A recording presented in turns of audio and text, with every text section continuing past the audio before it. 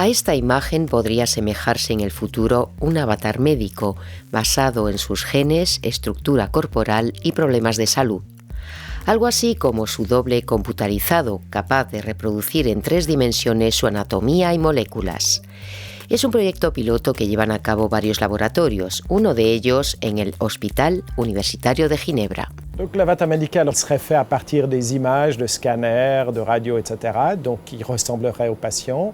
Il contiendrait son patrimoine génétique, donc il aurait l'information que le patient a reçue de ses parents. Donc ça serait vraiment son avatar. La medicina asistida por ordenador ha avanzado significativamente. El objetivo del avatar médico reside en recopilar y organizar toda la información tecnológica disponible sobre un tema de salud. El socio industrial en este proyecto futurista es una empresa emergente con sede en Zúrich, cuyos programadores ya están trabajando en el boceto del avatar médico. Dans 10 ans, ça va exploser, on va avoir beaucoup plus d'informations et si on ne définit pas de nouveaux outils, de nouvelles technologies, on va tout simplement pas être capable d'utiliser ces informations et tout le travail qui est fait dans la recherche.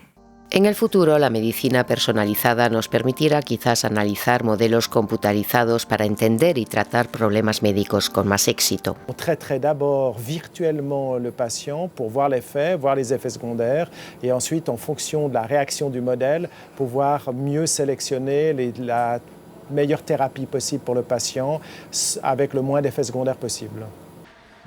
La medicina personalizada es una evolución positiva, aunque para algunas enfermedades como ciertos tipos de cáncer ofrece pocas certezas. Bonjour madame, je viens vous faire la prise de sang. Ouais. C'est vrai qu'on démarre parfois, voire souvent, des chimiothérapies avec ce chiffre de 20, 30 ou 40%, où on sait que malheureusement, donc plus de la moitié des patients ne vont pas en bénéficier. C'est une réalité. Maintenant, est-ce qu'on arrivera vraiment à reproduire la complexité non seulement de l'être humain, mais aussi de la pathologie tumorale de manière, je dirais, bioinformatique? Avance científico ciencia ficción. ¿Contribuirá el avatar médico a reducir los costes de salud?